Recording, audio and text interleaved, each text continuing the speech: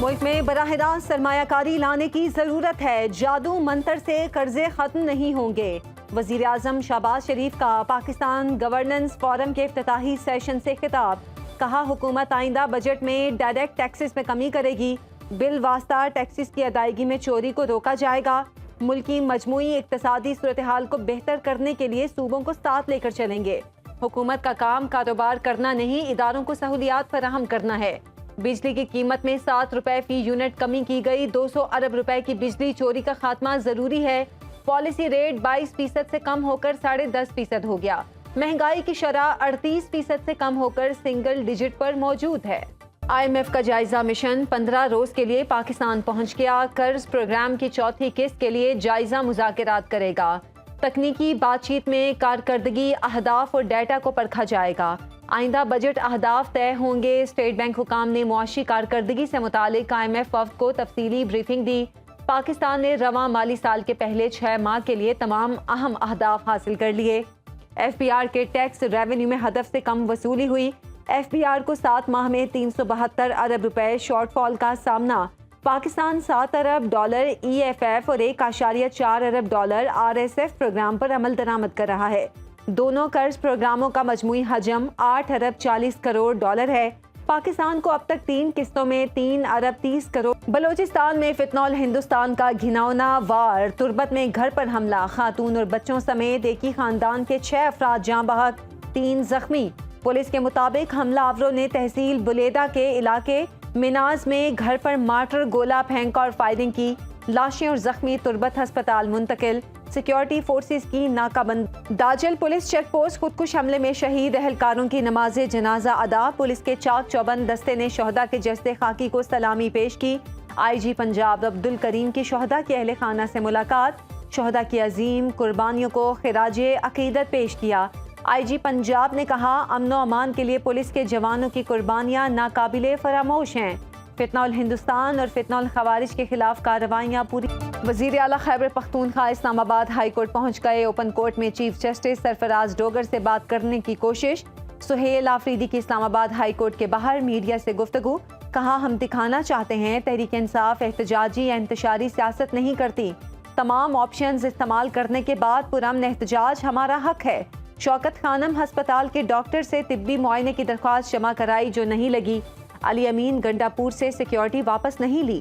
بانی PTI کی الشفا ہسپتال منتقلی کے لیے سپریم کورٹ سے رجوع، وکلا نے درخواست دائر کر دی۔ بانی PTI کو آنکھ کے علاج کے لیے فوری طور پر ہسپتال منتقل کرنے کا حکم دینے کی استدعا۔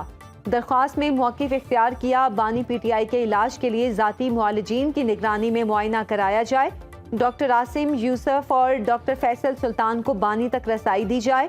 ذرائع کے مطابق سلمان اکرم راجہ اور سلمان صفدر کی سیکرٹری چیف جسٹس اسلام آباد ہائی کورٹ سے ملاقات۔ چیف جسٹس آفس نے القادر ٹرسٹ کیس میں متفرق درخواست مقرر کرنے کی یقین دہانی کرا دی۔ بانی PTI کی صحت پر فیصلہ کرنا پارٹی نہیں، ہمارا مینڈیٹ ہے، پارٹی کے اندر کوئی مداخلت نہیں، ہمارے بھائی کی صحت کا سوال ہے۔ علیمہ خان کی میڈیا سے گفتگو، کہا بانی کی صحت سے متعلق کوئی بھی فیصلہ ہماری اجازت کے بغیر نہیں ہوگا۔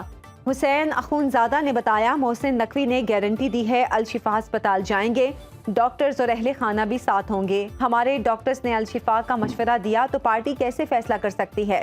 ڈاکٹر عاصم، ڈاکٹر برکی اور عظما خان کے نام قبول نہیں کیے گئے، ہمیں معلومات تب ملی جب رات کو ڈاکٹر عاصم سے بات ہوئی، بتایا جائے ہمیں محسن نقوی سے معلومات ملے گی یا پارٹی سے؟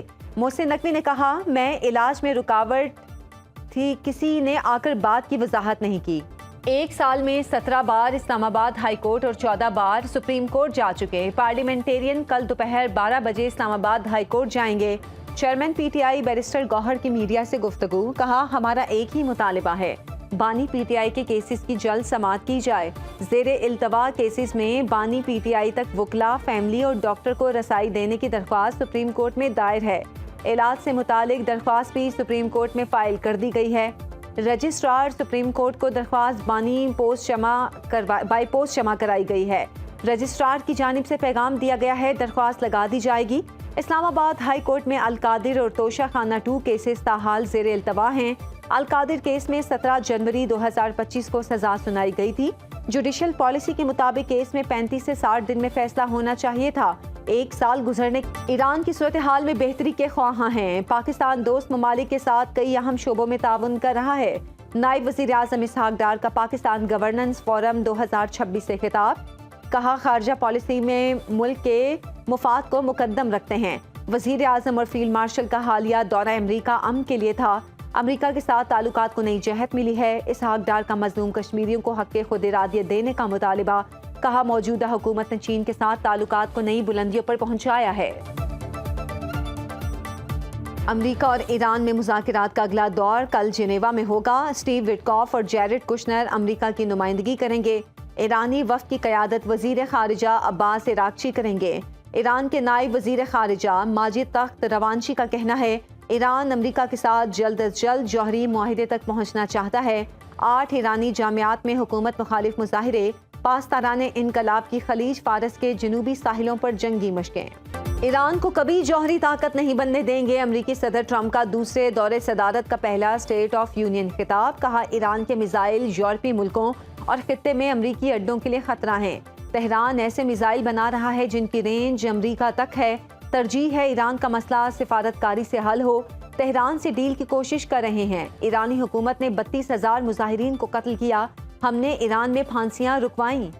ایران نے میزائل پروگرام سے متعلق امریکی الزامات مسترد کر دیے۔ ایرانی وزارت خارجہ کے ترجمان اسماعیل بقائی نے کہا ایرانی جوہری پروگرام اور بیلسٹک میزائل سے متعلق امریکی الزامات جھوٹ ہیں۔ احتجاجی واقعات میں ہلاکتوں کی تعداد سے متعلق بھی جھوٹ بولا گیا۔ پنجاب میں تعمیراتی یکسانیت اور عالمی معیار کے نفاذ کا فیصلہ، یکساں ترقی کے لیے one Punjab one standard policy اپنانے کی منظوری، وزیر اعلیٰ مریم نواز کا سٹینڈرڈ ڈیزائن مینول تیار کرنے کا حکم۔ مریم نواز نے اجلاس سے خطاب میں کہا پنجاب اب ایک رنگ اور ایک معیار سے پہچانا جائے گا، لاہور سے راجن پور تک ہر گلی ہر سڑک دیدہ زیب ہوگی، ہر ادارہ نظم و ضبط کا شاہکار ہوگا، پنجاب میں ہر سکول اور ہر ہسپتال ایک ہی عالمی ڈیزائن کے سانچے میں ڈھلے گا۔ سندھ حکومت اور ایشیائی ترقیاتی بینک میں KCR کی بحالی اور الیکٹرک بس سروس پر اتفاق، وزیر اعلیٰ سندھ مراد علی شاہ اور ایشیائی ترقیاتی بینک کی کنٹری ڈائریکٹر MFN کی قیادت میں وفد کا اجلاس، ٹرانسپورٹ منصوبوں کی تیز رفتار تکمیل اور ترقیاتی تعاون مضبوط کرنے کا فیصلہ۔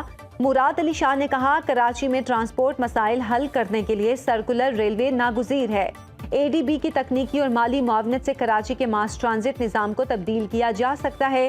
ADB کنٹری ڈائریکٹر کا KCR کی مالی معاونت پر اتفاق۔ سانحہ گل پلازا میں زندہ بچ جانے والے شہریوں کے جوڈیشل کمیشن میں اہم انکشافات، کہا آگ لگنے کے بعد وہاں کوئی بھی رہنمائی کرنے والا موجود نہیں تھا، ابتدا میں لوگوں کو باہر نکالنے کی بہتر کوشش کی جاتی تو حالات مختلف ہوتے، لائٹ جانے کے 10 منٹ بعد دھواں بھرنا شروع ہو گیا، اس وقت کسی بھی ریسکیو اداروں کے اہلکاروں کو مدد کرتے ہوئے نہیں دیکھا، فائر بریگیڈ کا عملہ زیادہ تربیت یافتہ نہیں تھا۔ کوہاٹ میں لیڈی ڈاکٹر قتل کے خلاف خیبر پختونخوا میں ینگ ڈاکٹرز کا احتجاج، جنوبی اضلاع اور مردان ڈویژن کے ہسپتالوں میں ینگ ڈاکٹرز کا الیکٹو سروسز سے بائیکاٹ، YDA کا احتجاج کا دائرہ کار پورے صوبے تک پھیلانے کا اعلان، ملزموں کی گرفتاری اور ڈاکٹرز کو تحفظ فراہم کرنے کا مطالبہ۔